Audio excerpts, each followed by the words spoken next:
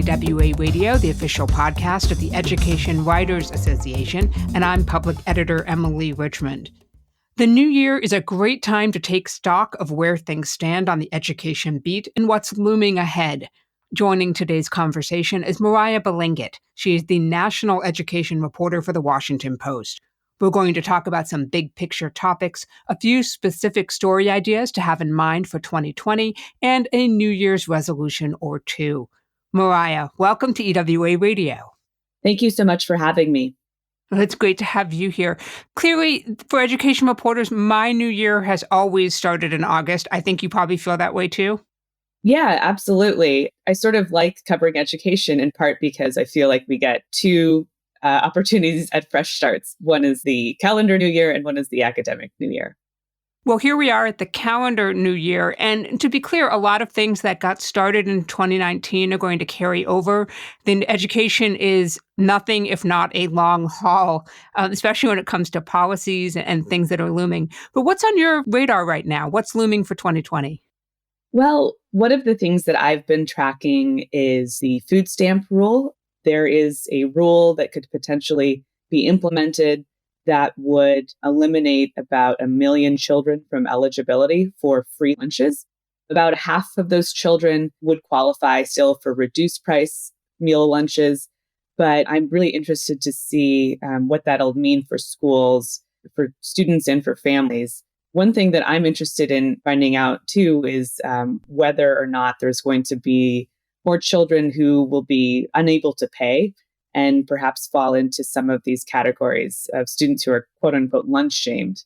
There's been a lot of stories written about lunch shaming, but I would really love to see the policies, the budgets, the numbers behind these policies, in part so we can understand why school districts feel like they have to do this.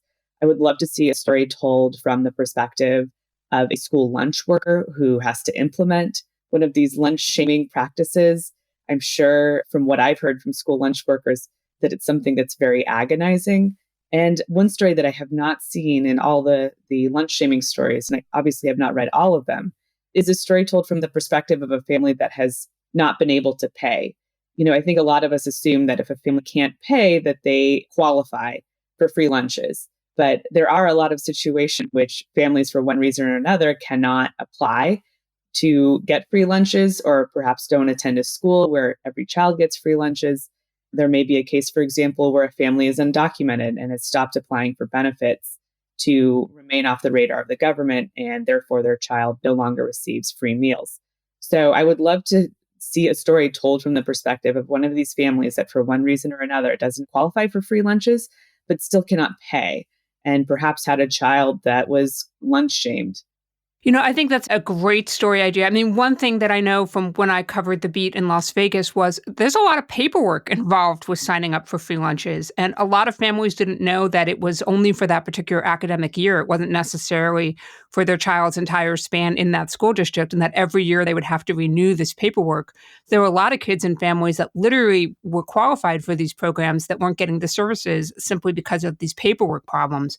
I think getting into the school and talking to the kids and families that are actually impacted by this is always great advice. Yeah, absolutely. And I think one thing that as outsiders we may underestimate is the barriers to access when it comes to things like paperwork. But if we think about this in the same way we might think about the DMV, it's easy to understand how a family, even one that qualifies for these services and desperately needs them, might not be able to get all the documentation together to get it done, or might not understand the process. And so those administrative barriers can really create serious challenges for some families, particularly, again, if they are undocumented or immigrant families who might, in this climate, be fearful of asking for help. To piggyback off of your idea, I'd also encourage reporters to look for any schools in their districts that have switched to free lunch for all, where everyone at the school qualifies for free and reduced lunch simply because they've met a certain percentage. They've decided to open it up to everyone. Find out what kind of difference that's made for the kids or the students or the staff, if there have been any perceptible changes in campus climate or student behavior, or things like attendance. I mean, that can be sometimes a kind of an interesting piece of anecdotal evidence about what it means when kids aren't hungry at school. Yeah, absolutely. And one other idea that I've had in the past is some school districts have taken steps to actually hide the signs that a student is using free lunch. So, some school districts, for example, I remember when I was growing up, the children who got free lunch had these tokens that they would use. So it was obvious who received free lunch. So many kids at my school received free lunch that there was no stigma associated with it. But at some schools, there is a stigma associated with it. And they want to make sure that the kids who need it are using it. And so they've done things like eliminated any distinction between kids who just have a regular paid account and a free lunch account. What else is on your agenda for 2020? One of the principles that I'm trying to think about more as I move into the new year, and that I've been thinking about a lot, and I think I'm going to try and do it with more intention, is this idea that the US education system is supposed to be, as Horace Mann put it, a great equalizer. And anybody who has covered schools or attended schools knows that that is absolutely not the case. In fact, in some cases, it seems to have the opposite effect. It creates greater gaps and greater barriers for children who already are growing up in challenging circumstances. So I think in some ways, it would be easy to get complacent about the system that we currently have, in which wealthier children routinely get more resources in some cases and better educations, better facilities, better teachers, and sort of accept that as the norm. But that's not the principle that the system was built on initially. I view this principle as sort of a democratic ideal, this idea that all people should get the kind of education they need to become the best citizens that they can become, to become engaged citizens who understand how voting works, who understands the Constitution, understands their rights. So in the new year, I'm going to try and look with more intention at how well our schools are doing in meeting that principle. Is our school system, is it the great equalizer? When we spoke before, I told you about how thinking about this actually just makes me angry every day. It makes me incredulous every day because, when I enter a school and, for example, I was just in Clareton, Pennsylvania, which EdBuild recently ranked as they're sort of on the losing end of the stick of one of the greatest disparities between neighboring districts. And being there just hurt my heart. It just seems completely unfair and unjust that these children are going to school in a place that is decades old, where they don't have adequate resources, where they're losing teachers. And while the neighboring district has a brand new high school, we talked about too this devastating story that a reporter wrote in which some of the young children from Clareton went to the neighboring district and said things like, "How do I get a ticket to attend this school?" And one girl I remember was described as saying that she was hugging everything and saying, "I love you," to the vending machines, to the computers. So this idea is something that should make us incredulous and make us angry every day. And if we continue to measure our schools against that ideal that, schools are supposed to be a great equalizer, then I think it'll force us to look at things through an equity lens rather than just accepting the reality and the norm, which is almost the complete opposite of that. So that's a pretty powerful lens to bring to daily reporting. And I want to talk a little bit about some of the folks who are also arguing that they're going to bring some big changes to how education happens in America. And of course, that's moving into a presidential election year. So what are you going to be watching for in terms of what the candidates are promising and how that plays out on the ground? What I found interesting about this cycle is they seem to be talking a little bit more about education, which I know that education reporters are thrilled about anytime they even mention the word school. They seem to be talking a lot more about equity. They're looking at things like segregation. Kamala Harris, before she dropped out, talked about the possibility of divorcing property taxes from school funding. And we know that property taxes are one of the main drivers, if not the number one driver of funding inequities between school districts. And so that's been really interesting to me that there's been this new focus on equity and perhaps less of a focus on the tension between charter schools and traditional public schools. And that may be because, and many people have written this, that the Democratic Party has sort of left the charter school movement behind to some degree. There's only one candidate that I know of, Cory Booker, that has even embraced the idea of them at all. Others have called for ending federal funding to them. So the focus on equity has been really fascinating to me because from what I recall, it has not traditionally been a focus in the past. The other example of this, of course, too, is the fact that Joe Biden is being held accountable for things that he said about school integration in the past. And that seems to have created a little bit of a liability for him. Of course, as always, and it's partially a function of the fact that the federal government doesn't have a whole lot of say in what happens in local schools, education is still not one of the top issues for voters. So it remains to be seen whether the candidates' positions will have any influence on how voters pick the next president. We're talking with Moriah Balingit of the Washington Post about what's ahead on the K-12 education beat in 2020. Keep an eye out for our next episode of EWA Radio, where we're going to focus on higher education and the new year with Colin Binkley of the Associated Press. Moriah, I want to talk a little bit about some stories that I think are going to be on the front burner for education reporters in this coming year. Some of these are issues that you've already reported on, and others are ones you've indicated are interesting to you.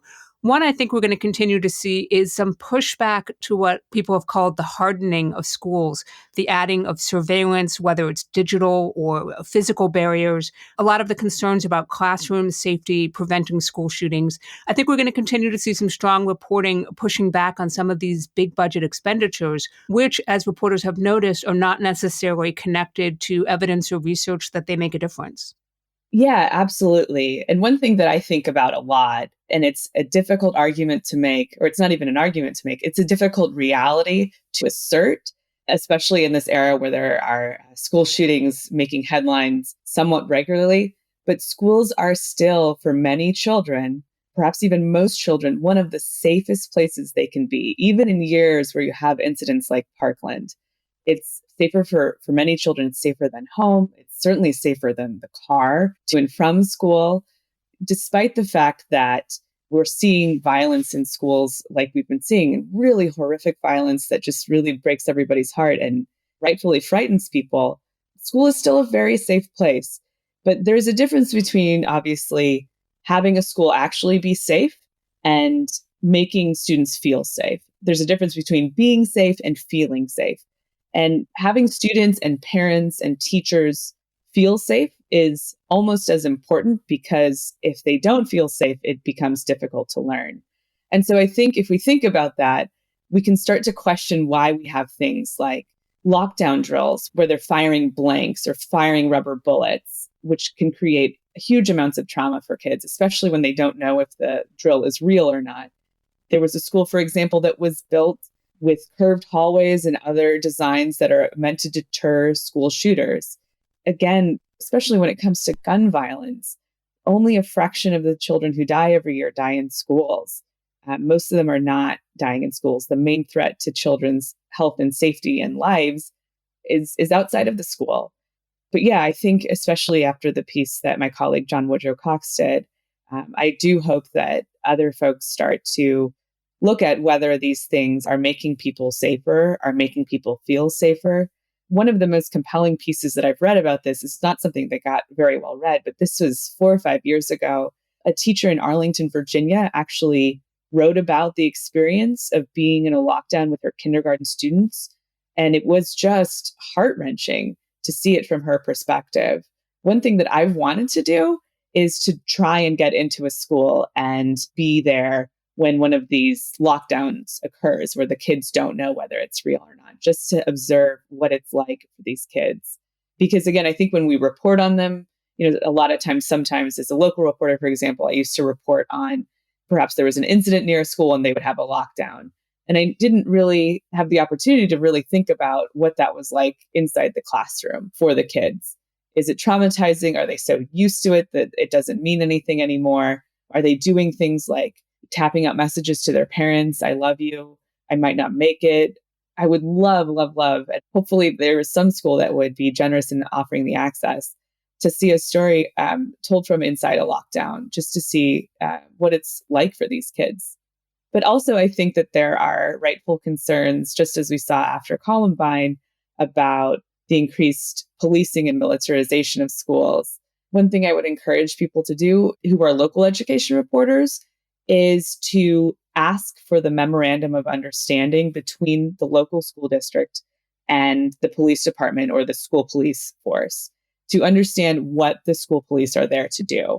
And if there's not a memorandum of understanding, or there's not a clear memorandum of understanding that spells out what the police are supposed to do, I think that that's a story in and of itself. The fact that there are not clearly prescribed roles for police.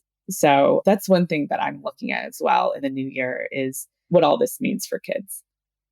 That's a superb trip, Mariah. And, just one other thing, a good question to ask is whether, school district police, and if they are a separate force from the county sheriff, are they communicating on the same channels? And I mean that literally, not metaphorically. Are they able to share information in real time? One of the most heartbreaking details for me that came out of the Sun Sentinel's Pulitzer-winning coverage of the Parkland shooting is that when local authorities arrived on the scene and were watching the video surveillance of what was happening inside, they had no idea that the videotape had a 20-minute delay and that the shootings had actually been over for about 15 minutes by the time they got there.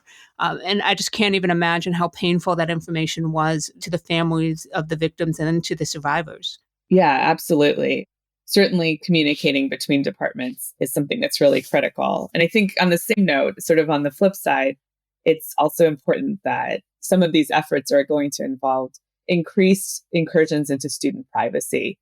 Bethany Barnes, formerly of the Oregonian, wrote that magnificent piece about the student who got a threat assessment, which is supposed to be one of these proactive tools to figure out whether a student basically could become a school shooter or could become a danger to him or herself or others. And she wrote about sort of the agonizing process for the student, how little it took to trigger that in some cases, and how difficult it was for him to move on. So I think looking at both sides, how effective are these policies and what are the downsides of them? We shouldn't always assume, for example, that more cops in schools is better. We shouldn't always assume that more security measures are better. There are certainly downsides to both. For example, one thing that I heard about a lot in Los Angeles from student activists was that there were a lot of random locker searches and that was sort of a regular thing. Like drug dogs were brought through, they would bust open lockers, there were random backpack searches. And one student told me, I actually feel safer because of that. Another student said, I feel like a criminal because of that. For some students, it kind of severs the relationship between them and any figure of authority when they're constantly treated like suspects rather than like students. I want to shift gears just a little bit to a topic you've written a lot about, and that's teacher workforce. Specifically, you were looking at walkouts and strikes across the country and the classroom conditions that led to some of that unrest. I'm wondering what stories you're seeing coming in 2020 on that front. I know a lot of reporters would like to get into classrooms and talk about things like curriculum, instruction, but that requires cooperation and access from school districts. Absolutely. And I have been extremely lucky. I used to be a reporter in Northern Virginia, where there are very large, more affluent districts, and also districts that are very, very concerned about PR. It was very difficult to get into schools in those cases. I have been really fortunate to go to places where sometimes I can even call up the day of and get in to a school, and they'll let me roam around, perhaps with the teacher, and they'll get me into classes that kind of demonstrate what's going on. Unfortunately, I don't have a whole lot of tips for how a reporter can talk their way into schools, but the technique I always used was, in a lot of cases, sometimes the schools and the reporters have similar interests. The schools are interested in telling these stories about the dearth of resources. So if you tell them that, like, I'm really trying to communicate to people what it's like for you on a day-to-day basis to operate with not enough, to operate in schools where there's, not adequate heat or not adequate air conditioning. Maybe you can ask if you could put a thermometer in a classroom, for example. I think as we move into the winter, we're probably going to see more stories in places, perhaps like Baltimore, where they have a lot of old furnaces and they simply have to shut down the schools, or the kids have to learn in the cold. I cannot imagine that at all. I think we're going to see also some reporters continue to be inspired by the work of folks like Emily Hanford, looking at reading instruction, asking teachers where they learned to teach reading, how effective they think their own training was, and where they think some shortfalls might have been. But I also think we're just going to see a lot of reporters trying to get in to talk to the kids and to the teachers. And That again requires access. And I would love to see this new year be a new time of openness for districts. I don't know if that's going to happen, but it would be great. My emphasis in my work is to always talk to students and families as much as possible and to use the administrators mainly for background and for guidance, but to rely on these stories and the experiences and the voices of the kids to tell the story. So for me, what I've aimed to do is to try and include a student voice in every story. For example, with Parkland, I know I had a student who I know knew policy issues pretty well, inside and out, better than many of us do. And so we can't assume that students don't understand things like federal policy and don't understand things like budgets and what it means when the school district slashes budgets. So I would love to see people too focus more on student voices as much as possible and look into their stories and maybe even audit their stories and say, how many times have I written an education story without including the voice of a student? And then aim to get away from that. I mean, obviously, don't do it in a token way. Don't force yourself to do it if there's not a good student voice, but cultivating student voices, and especially, older students who might be in high school, who might be activists and might have their finger on the pulse of what's actually happening, their voices can be really, really valuable. Well, I don't want to let you go with a New Year's episode without asking the interminable question, which is, do you have any resolutions? I'm actually working on developing my resolutions now. I typically don't create them in any concrete way, but certainly I'm starting to create story lists. One resolution I have certainly is to read more books, including non-education related books, and read more of my colleagues as much as possible. One thing I started doing last year was actually printing out stories, which I know is not environmentally super friendly, and actually stepping away from my computer, finding a quiet place in the office and just reading without the distraction of other colleagues and without the distraction of a screen, and just allowing myself to soak in the material and sometimes taking notes about things that I liked about the stories. I keep a notebook now that has all my daily tasks, but also has a section where I just have brainstorming and story ideas. So anytime I have a story idea, I can just write it down and I don't have to worry about losing it. I think that's the main resolution for me at this point, is to read more of my colleagues. Well, read more is on my list. So is listen more. And shockingly for a podcast host, so is talk less. Yes. Talk less and tweet less, perhaps. We'll see how that one goes over. I've actually taken a big step back from Twitter, and I was trying to figure out, is it going to hurt my reporting at all? Or am I just going to save a whole lot of time? So far, I've found that it's really been the latter. So I won't be tweeting that much in 2020, I guess. That's okay, as long as you're willing to come back to EWA Radio and tell us how things are going. Absolutely. Moriah Balingit is a national education reporter for the Washington Post and joined us from her office there. Moriah, thanks so much for making time for EWA Radio. Thank you so much for having me. And a happy new year to all our listeners out there as well. Thank you for making 2019 a banner year for us. And remember, if there's a story you want to know more about, drop us a line at radio@ewa.org. The mission of the Education Writers Association is to strengthen the community of education journalists and improve the quality of education coverage. For more than 70 years, EWA has helped reporters get the story right. Have a great week, and thanks for listening.